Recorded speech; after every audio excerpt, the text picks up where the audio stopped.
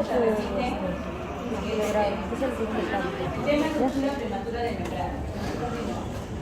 La definición es importante para poder saber qué cosas pasa en la ruptura prematura. Mucho de la tecnología tiene conceptos y claros. La definición es la ruptura espontánea de la membrana poliomniótica antes del inicio del trabajo de parto, independiente del tiempo de gestación. La siguiente. Tienes que saber que el embarazo hay dos formas de terminar.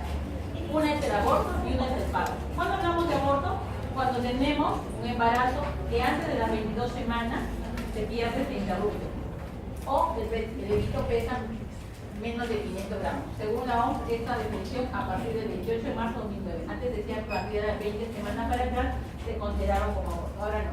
A partir de la semana 22 hacia atrás.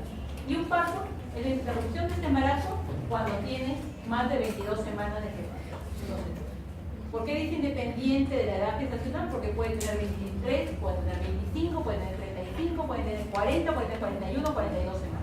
La siguiente. Tenemos que saber que hay un RPM iatrogénico, que no es lo que está dentro de la definición de la clase de hoy. Pero tienen que conocerlo. Se debe esto a efectos de procedimientos invasivos como la amniocentesis, a eso de la semana 14-16, biopsia de biodiversidades coriales a partir de la semana 16-18, cordocentesis, cuando hay una anemia fetal o una fetoscopía. Estas son pérdidas limitadas de líquido amniótico que tienen un buen pronóstico que remiten espontáneamente. La siguiente. ¿Qué otra definición tiene que tener en claro? La definición de RPM prolongado, cuando esa ruptura de membrana tiene un tiempo mayor de 24 horas sin iniciarse el trabajo de parto. Y una ruptura precoz de membrana, eso sí tiene que tener claro cuando ya hay un trabajo de parto instalado. Si se produce durante el primer periodo, que es la dilatación, o se produce antes de 2 horas de iniciar el trabajo de parto, hablamos de una ruptura precoz de membrana. Siguiente. Tenemos que tener en claro el periodo de latencia. Es importante, sobre todo en embarazos prematuros. ¿Por qué? Porque se dice que cuanto menor tiempo de embarazo hay mayor tiempo de latencia. A diferencia de los embarazos a términos, que ese tiempo de latencia puede ser menor, e incluso la acción médica para culminar el embarazo es a partir de las 6 horas. Por eso que dice que el tiempo de latencia es inversamente proporcional a la edad gestacional. La incidencia a nivel mundial de embarazo pretérmino se va a asociar a la tecnología que tiene, a la capacidad de la UCI neonatal de poder manejar un bebito pretérmino. Por eso que en el Perú es de 6 a 8% el pretérmino y se cuenta el estado socioeconómico, nivel de educación de la madre. Y en Estados Unidos la incidencia es mucho menor, 3%. ¿Cómo clasificamos el parto, el RPM del embarazo? En a término y a pretérmino. La mayoría de los RPM se producen en los embarazos a términos, un 80%, y pretérminos un 20%. La siguiente. Lo que tenemos que tener en consideración del RPM es la prematuridad, y sobre todo prematuros menor de 34 semanas, porque se asocian a una alta mortalidad neonatal, ya sea por inmadurez pulmonar o por sepsis o por problemas a nivel cerebrales como hemorragias intraventriculares. Entonces, que eso requiere ya un manejo más exhaustivo con una UCI neonatal y materna capaz de poder atender a este prematuro. Otro término que se asocia a RPM es la cronitis, que es infección de membranas cronóticas, que la vamos a ver posteriormente. Y este RPM tiene una causa multifactorial. Siguiente. Tenemos que tener en claro, para entender cómo es el manejo, según la COP, que es la sociedad, el Colegio Americano de Ginecobstetricia, que el embarazo pretérmino podemos clasificarlos en 3 etapas, dependiendo de la edad gestacional. Por ejemplo, tenemos que el pretérmino cerca del término o pretérmino tardío, hablamos de este embarazo desde 34 semanas con 0 días a 36 con 6 días. Pretérmino lejos del término, 24 semanas con 0 días a 33 semanas con 6 días. Y previable aquel embarazo menor de 24 semanas y el otro extremo sería 22 semanas con 1 día. La siguiente. ¿Qué factores de riesgo tenemos en el embarazo pretérmino? Tenemos el antecedente de RPM pretérmino y amenaza de parto prematuro, como lo mencionó el doctor Hamlet. Tenemos bajo índice de masa corporal, aquellas pacientes desnutridas, bajo nivel socioeconómico, pobreza extrema, y antecedentes que pueden asociarse a cuello corto debido a una colonización cervical por un cáncer de cuello uterino, un cerclaje por incompetencia cervical, un cervicorto cuando se hace ecografías entre términos asociados a menores de longitud transvaginal menores de 25. Polidramnios y embarazos múltiples también favorecen a que haya rupturas prematuras de membrana. Cervicitis, vaginitis y vaginosis también, cualquier infección vaginal que no reciba el tratamiento adecuado. Traumas maternos, aquellos accidentes de tránsito o caídas bruscas, caídas de escaleras, que también pueden provocar una ruptura prematura de membrana. Tabaquismo también se asocia a esto. Entonces, vamos a ver primero el RPM a término. Se produce en 10% de esos embarazos a término y tenemos que tener en claro que el parto se puede producir en forma espontánea dentro de las primeras 24 horas en un 60% y un 95% dentro de las 72 horas después de producir un RPM sin hacer nada, absolutamente nada. Pero sí inversamente se puede asociar infección del endometrio. La siguiente. La etiología, como les decía, es multifactorial, pero en un RPM a término, la etiología generalmente es fisiológica. ¿Por qué? Porque hay un debilitamiento normal de la membrana coreomiótica y hay las fuerzas que hacen presión hacia la parte inferior por todo el peso que se aumenta durante el embarazo, el líquido amniótico, la placenta y el feto, que favorecen que haya una ruptura de la membrana. Y una sobreextensión uterina en aquellos embarazos que se asocien a macrosomía fetal, a polidramnios y embarazos múltiples. La siguiente. A diferencia de los embarazos prematuros, que se producen 2 a 3.5% de embarazos preternos. Eso incrementa la morbimortalidad materno-fetal y es la causa de un 30-40% de recién nacidos prematuros, ¿no?, que se asocian a patologías de prematuras. Y es el principal factor de riesgo para ruptura prematura de membranas y partos pretérminos en el siguiente embarazo. Por eso es importante preguntar a las mujeres que acuden por un RPM o en la control prenatal, preguntar si ha habido antecedentes tanto de ruptura prematura como de partos pretérminos, porque se pueden nuevamente presentar en el otro embarazo. Y la causa es multifactorial, siendo la causa infecciosa la primordial, que va a la cabeza en 30-60%, porque estos microorganismos producen colagenasas, mucinasas y proteasas que debilitan la membrana coreomiótica. A la cabeza están los estrococos del grupo beta hemolítico y la E. coli. La siguiente.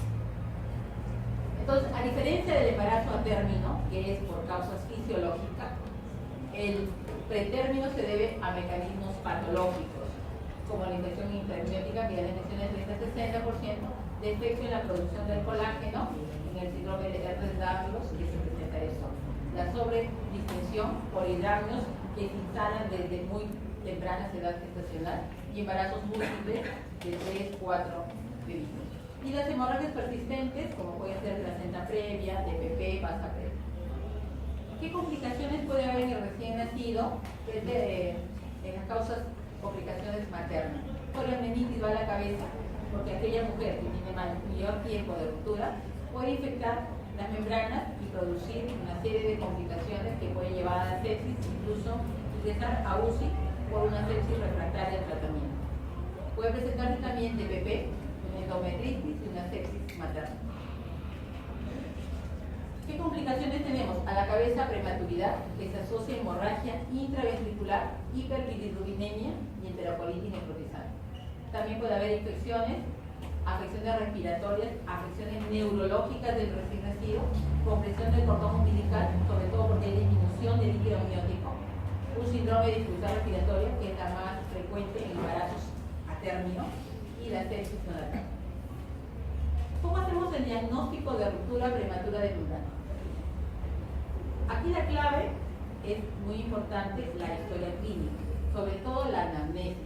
Siempre van a escuchar a la mujer que hay una historia de pérdida de líquido vaginal, que se caracteriza porque es continuo, no es intermitente, que viene por la vagina y que aparece de repente, de forma brusca, que no viene poquito, que puede confundirse con su flujo vaginal, sino que es abundante cantidad, y que se asemeja al agua que huele lejos. Como segundo paso sería el examen físico, que tienen que hacerlo con un espéculo estéril y observando, colocando y evidenciando bien el cuello uterino. Pueden encontrar ustedes una eliminación espontánea que sale por el piso cervical externo, o tienen que hacer la maniobra de Valsalva, que tiene que hacer de toser a la paciente o bufar. Entonces, el diagnóstico es eminentemente clínico. Hay la historia de pérdida de líquido por vía vaginal y la van a confirmar por la especuloscopía. Entonces, su historia de amnesia y su especuloscopía. El diagnóstico en un 80-90% es con estos dos pasos. Así es. ¿A quién le hago tacto vaginal y a quién no? Generalmente, cuando hay RPM no se hace tacto vaginal, salvo que la paciente esté en trabajo de parto o con una inminencia de parto. El diagnóstico puede ser dudoso en aquellas pacientes que tienen una pérdida intermitente, donde la pérdida es muy escasa. Entonces hay este grupo de 10 a 20% donde hay dudas. ¿Qué puedo hacer? Porque hay pérdida de líquido que no se evidencia muy bien en la vagina durante la escotología. Le hago maniobra de Valsalva, le hago torcer y no evidencio que se pierda líquido. O puede haber contaminaciones, como muchas de las pacientes que vienen a la emergencia asustadas y dicen, no, estoy perdiendo líquido. Y vemos con especuloscopía que hay un abundante flujo blanquecino, amarillento, con mal olor, y que son patologías que no se han sido tratadas con un control prenatal que tal vez los pacientes no acuden. A veces muchas gestantes van a la emergencia tan solo por alguna cosa que han sentido y nunca recibió tratamiento, nunca manejo de control prenatal. Es importante prevenir, pero muchas de las gestantes a nivel socioeconómico que manejamos en el hospital, las pacientes no toman interés y no van. A veces llegan en exclusivo. ¿Cuántas veces lo digo en el tópico de emergencia? Pacientes que llegan, que no saben ni el tiempo del embarazo, y llegan tan solo para dar a luz. Muchas de ellas a veces dicen que no sabían que estaban embarazadas y por decirlo, son latidos cardíacos. No puede ser. Nos vemos con esta controversia. O sea, no es cosa muy rara, ¿no? Eso se da hasta ahora, en el siglo XXI, que tenemos partos de gestantes, así como está en la Discovery, ¿no? Que no sabía que estaba, no sabían. Tenemos incluso gestantes de 13 años que vienen acompañadas por sus madres diciendo, han estado los internos que ya rotaron en ginecología, van a pediatría y tienen una barriga enorme, ¿no? Entonces, esto es tema, nos escuchan latidos y nos mandan interconsultas para tener un parto de una gestante de 13 años que nadie sabe, ni la mamá, ni ningún familiar que está embarazada. Y a veces vienen con desproporción fetopélvica, macrosómica, y van a estar corriendo una cesárea de emergencia. Tengo un paciente que a veces está en 10 dilatación, pero que no desciende la cabeza, está P-4, tenemos que entrar. Entonces, y eliminación del tapón mucoso. El tapón mucoso también es característico, es blanquecino, es mucoso, entonces también lleva al equívoco de la paciente y viene por emergencia. ¿Qué exámenes complementarios tenemos para definir si es un RPM? Tenemos la prueba con hidratina, tenemos la prueba de regresión médica y la ecografía. La siguiente. Con la prueba de nitratina lo que vamos a ver es el cambio del pH vaginal. El pH de la vagina generalmente es de 4.5 a 6, pero cuando está con pérdida de líquido, cuando hay líquido en el canal vaginal, esto va a virar de 7.1 a 7.3. ¿Cómo lo diagnosticamos? Con esta nitratina. Es una tira reactiva que se coloca en el fondo del saco de Douglas y vamos a ver esos valores que va a cambiar a su líquido. Entonces, pero va a haber falsos negativos si la paciente tiene sangre, tiene una actividad sexual reciente o si hay una vaginosis bacteriana. Por eso que, y hay un falso negativo cuando hay una mínima pérdida de líquido amniótico. Hay pérdida, pero es tan poca que la tira no la va a detectar. Y la prueba de alcoholización en el hecho o test de Fer, que nos indica, sacan con una jeringa de tuberculina, un poco de secreción que hay en el canal del saco posterior, lo ponen a una laminita, la hacen secar y la ponen al microscopio y van a evidenciar claramente todo eso en el hecho, ¿no? Y el falso positivo es que haya moco cervical.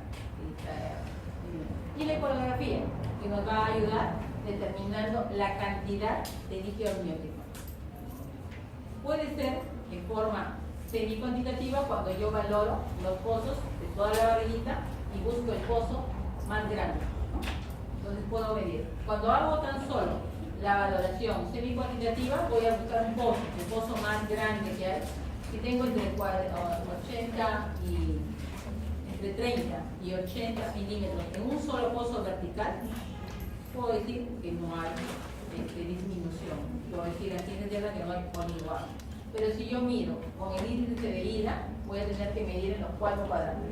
La barriguita está acá, divido en 4 cuadrantes y voy sumando cada pozo vertical mayor de cada uno de los cuadrantes. 1, 2, 3, 4. Y hago la sumatoria.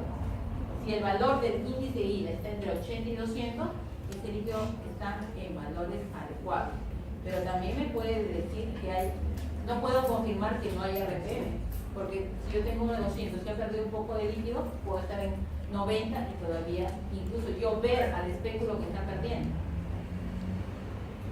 Por eso que dice que la ecografía refuerza el diagnóstico, pero no establece por sí solo el diagnóstico de RPM.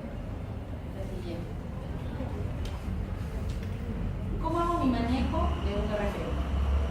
Tengo ciertos criterios, porque yo tengo que determinar primero cómo voy a manejar uno a término o uno a pretérmino. Y si es pretérmino, ¿en qué semana estoy?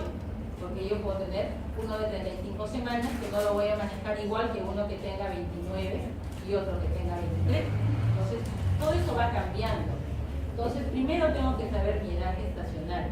Y para la edad gestacional ya han tenido ustedes en sus clases y muchos en práctica cómo definir y determinar la edad gestacional. Eso es el primer parámetro, porque el manejo es diferente. Entonces, yo tengo una curva confiable y determino con eso mi edad gestacional. Si no la tengo, voy a una ecografía precoz del primer trimestre, de las primeras 13 semanas.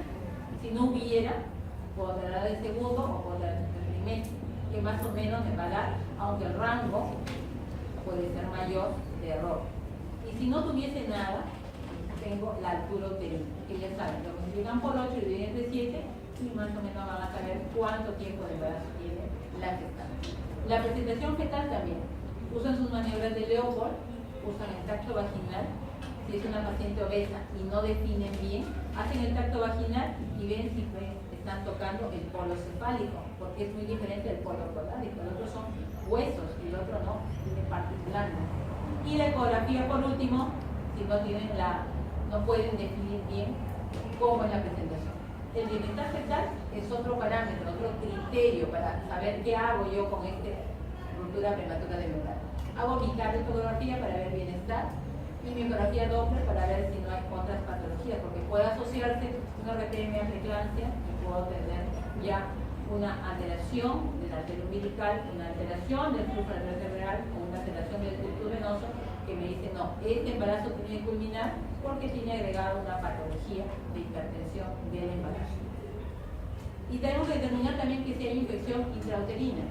Tengo que dar la clínica, ¿tiene fiebre la paciente o no tiene? ¿Tiene taquicardia materna o no? ¿Hay taquicardia fetal?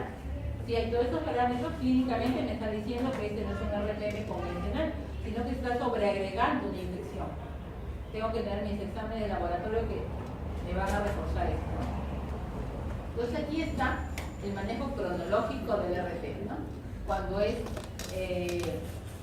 un embarazo a término, de 37 semanas a más, cuando es pretérmino, de 24 a 36, un prematuro lejos del término, entre 24 y 33 6/7, y los previables o no viables menos de 24 semanas de gestación. La siguiente. Entonces, ¿qué hacemos en un embarazo a término? En un embarazo a término vamos a culminar el embarazo dentro de las primeras 24 horas. Pero para culminar el embarazo tengo que ver, ¿no? Si es por vía vaginal y si es gestal.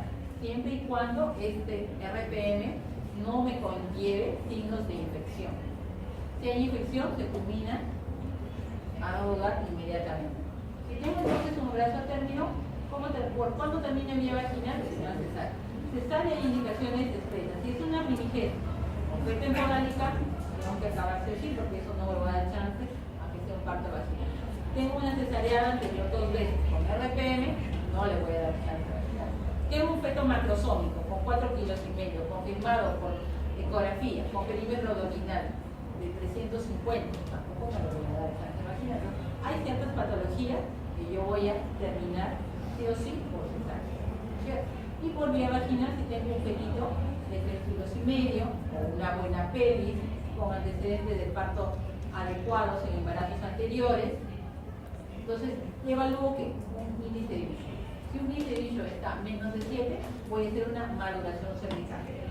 Lo con isoprostol como lo con oxígeno. No hay ningún inconveniente. Si tengo más de 7 o igual de 7, hago una inducción o acentuación del trabajo del parto. Una inducción es un procedimiento en el cual yo voy a favorecer la presencia de las contracciones uterinas. O sea, la paciente viene con RPM 6, 8 horas, 10 horas, 12 horas, pero la paciente no tiene ninguna contracción uterina. Entonces, en este caso, si tiene más de 7, yo le puedo inducir el trabajo del parto. Pero si ya me vienen con una contracción uterina de 2 en 10, de 1 en 10, de 30 segundos o menos, pero que todavía no hay cambios cervicales, yo puedo hablar de una acentuación del trabajo del parto. Entonces, allí va cambiando cómo voy a manejar el paciente. Y tengo que usar antibióticos profilaxis para evitar el estreptococo del grupo beta hemolítico. El antibiótico más usado es cefazolina de 1 gramo endovenoso cada 8 horas. Si la paciente fuera alérgica a clindamicina o eritromicina. Ahora, vamos a ver aquí lo que es cómo se maneja un RPM pretérmino. Acá vamos a comenzar por lo que son ya más cercanos al término, de 34 semanas a 36 sexésimas. El manejo es similar con un embarazo a término, pero podemos ver cómo está cada institución. Tenemos que definir dónde estamos ubicados. Por más que sea un varito que puede respirar espontáneamente fuera del vientre materno, puede también presentar problemas de adaptación durante todo este periodo. Por más que ya no tenga que usar corticoides para oración pulmonar, tengo que tener toda la infraestructura, tanto asistencial como de medicamentos, equipos, para poder sacarlo. Por eso dice, tengo que pensar qué voy a hacer. ¿Es un manejo expectante o va a ser un manejo activo? Manejo activo, para acabar el embarazo, tengo que tener disponibilidad de UCI neonatales. ¿Por qué? Porque este bebito va a ser dificultad respiratoria. Va a ser una dificultad. No va a controlar adecuadamente la temperatura y va a tener problemas para lactar. Bebito prematuro, todavía no retrocede. Retrocede, por favor. Bebito prematuro se cansa más pronto en lactar. No tolera la lactancia sus 15 minutos en ambas mamas. Lactan 5 minutos y se cansaron. Entonces ahí hay que hacerle soporte con leche artificial para que pueda mejorar su adaptación y no pierda peso. Acuérdense que los bebitos durante la primera semana bajan normalmente el 10%, pero un prematuro que no está lactando, que no está controlando bien su temperatura, baja más rápido, se deshidrata más rápido.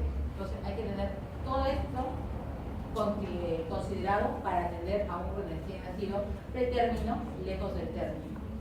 Y el manejo expectante conservador, para aquellos, si yo no tengo todo el equipo necesario, es preferible quedar dentro del vientre al bebé hasta que llegue a las 37 semanas y ya no sea prematuro, sea término y pueda, con toda la comodidad del caso, poder adaptarse más fácilmente al exterior.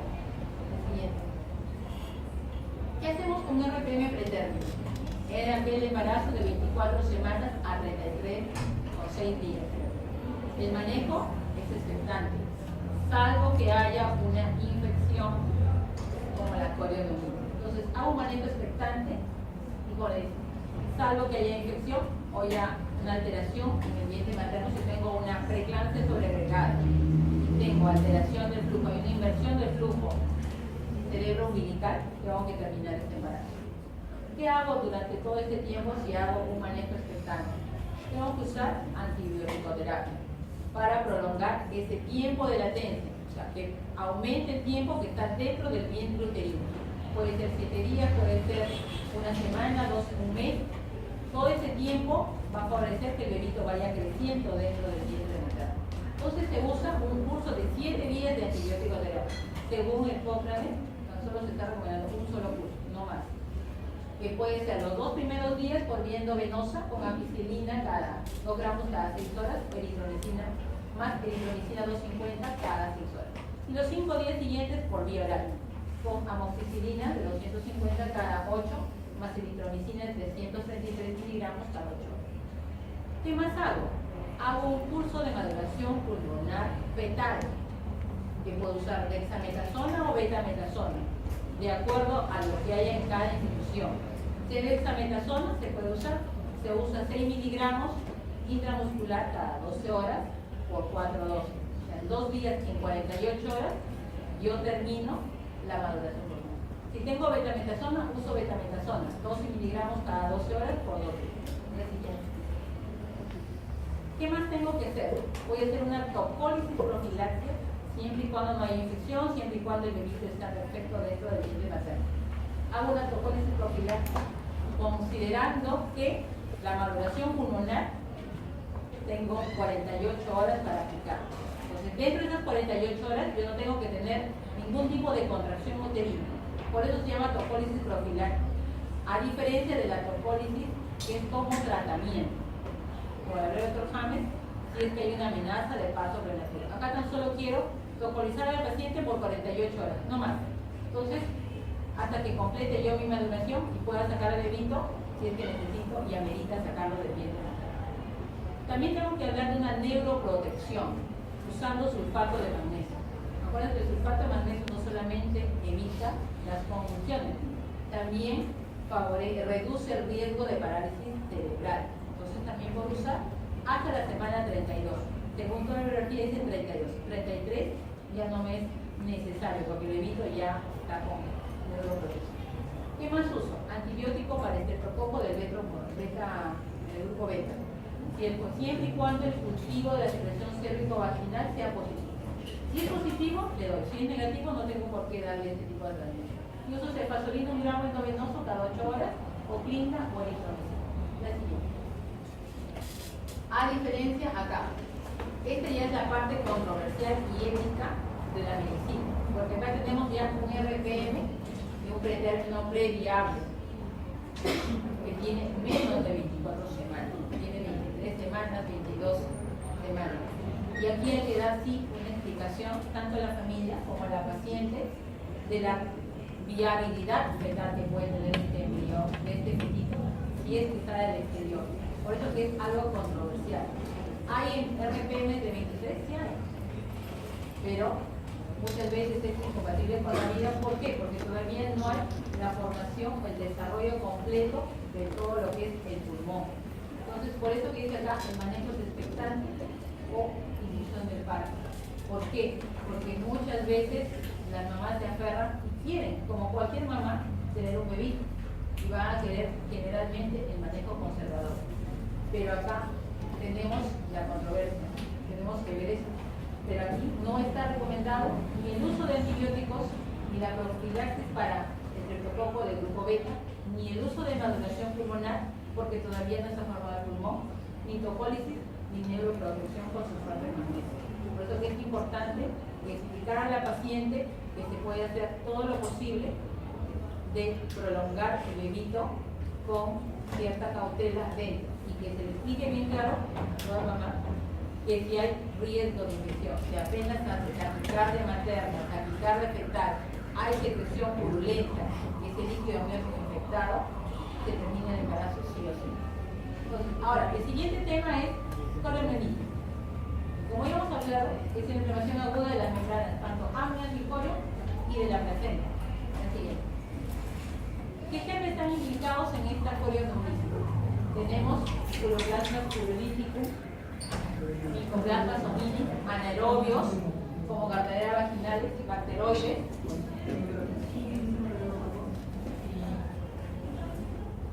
aerobios, como el estreptococo del grupo beta,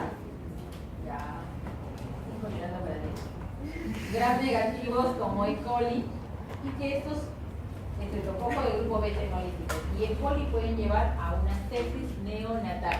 La siguiente.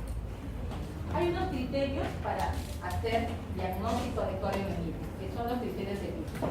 Uno, el principal, es la fiebre mayor a 38 grados, más dos criterios de acá: taquicardia materna mayor de 100 latidos por minuto, taquicardia fetal mayor de 160 latidos por minuto, hay un flujo vaginal purulento con dolor, que es el líquido infectado, dolor en fondo uterino, leucocitos mayor de 15.000.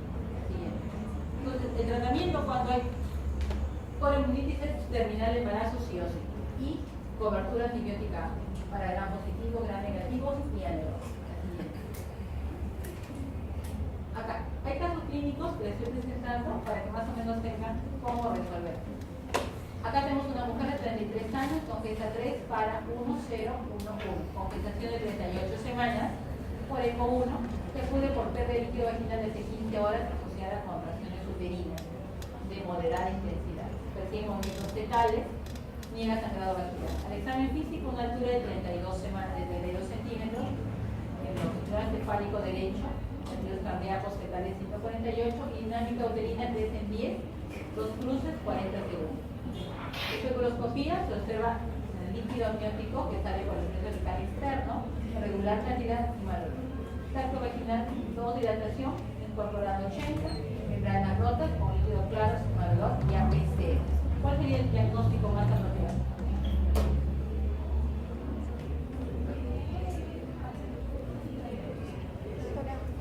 Doctora, ¿me consulta? No, pero ¿cuál es el diagnóstico?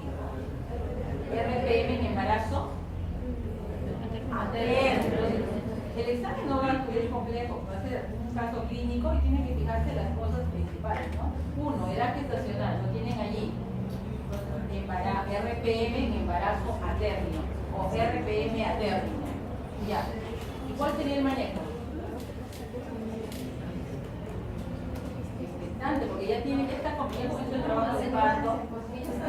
Ya está con la operación, pero tiene buena dinámica. ¿Por qué? ¿Cuál es la definición del trabajo de parto? ¿Qué características tiene?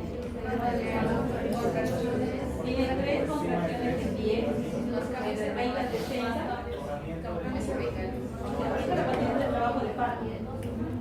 Ahí ya no, tan solo que evolucione prematuramente. ¿Pero qué tengo que hacer? Tiene 15 horas. ¿Qué tengo que hacer? Antibióticos, eso sí. ¿Por qué? Porque ya hice el trabajo de parto, tan solo me faltaría la cobertura antibiótica y sacar sus exámenes de laboratorio. ¿No? Se puede sacar su hemograma, su PCR, ver si no hay algún foco infeccioso, porque a esta altura del partido no vas a ver que todo se ha eliminado con el líquido amniótico, a ver si hay infección urinaria, que se asocia muchas veces a esta patología. La siguiente. Mujer de 18 años con gesta 1 para 0 de 28 semanas de gestación, por última regla, que acude a emergencia por pérdida de líquido desde hace 6 horas, niega fiebre. Al examen, una altura de 24 centímetros, latido cardíaco 145, dinámica ausente. Especuloscopía, se aprecia pérdida de líquido sin mal olor, tacto vaginal diferido. ¿Cuál es el diagnóstico? ¿Y del pretérmino cuál es? Acuérdense que hay 3 pretérminos. Es un RPM pretérmino. Previa, no, el que se Prematuro, lejos del término. Ya. ¿Y cuál sería el manejo? Tocólisis profiláctica, ¿no? Ahí sí queda tocólisis. Pero acá, a ver, no hay dinámica. ¿Qué le haces tocólisis? No le vas a hacer. Entonces, ¿qué más? Maduración hormonal. ¿Qué más? Tiene 28 semanas. Un curso de antibiótico terapia. ¿Ya qué más? Neuroprotección. La siguiente. Mujer de 29 años hospitalizada por RPM 21 días. Con gestación actual de 30 semanas. El día de hoy requiere fiebre, 39,5, pérdida de líquido por vía vaginal con mal olor. Primer embarazo. Latidos de la madre 108, altura 26, latido cardíaco 176, dinámica ausente. Observa salida de líquido amarillento con mal olor. Laboratorio de leucocitólico abandonados en 10% y PCR 40. ¿Cuál es el diagnóstico?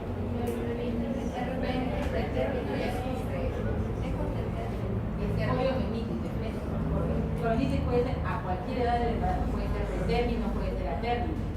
Acuérdense, pasado de las 22 semanas es una de las formas de terminar. Entonces acá sería poliomielitis. ¿Cuál es el manejo? Del embarazo. ¿Sí? va a venir aquí, no es cosa